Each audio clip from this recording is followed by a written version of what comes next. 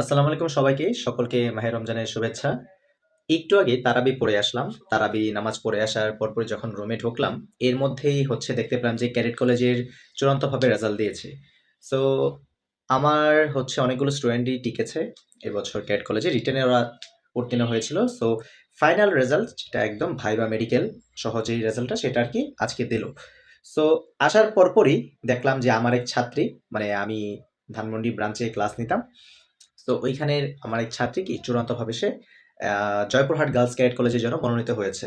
So মানে আসলে এটাই ভাবছি যে এর থেকে মনে হয় খুশির কিছু একজন শিক্ষকের কাছে আর হতে পারে না। যে একজন ছাত্র বা ছাত্রী বা একটা শিক্ষার্থীর যে সফলতা বা তার যে সাকসেস হওয়ার যে ব্যাপারটা, এইটা মনে হয় যে আসলে যে শিক্ষক সেই জানে তার ভিতরে কতটুকু মানে শান্তি দেয়। সো ভাবলাম যে বিষয়টা আপনাদের উদ্দেশ্যে একটু শেয়ার করি। কারণ নামাজটা পড়ে আসলাম আর আসার সাথে কি একটা খুশির সংবাদ পেলাম। তাই মানে নিজের ভিতরে কি অনেক আনন্দ লাগছে।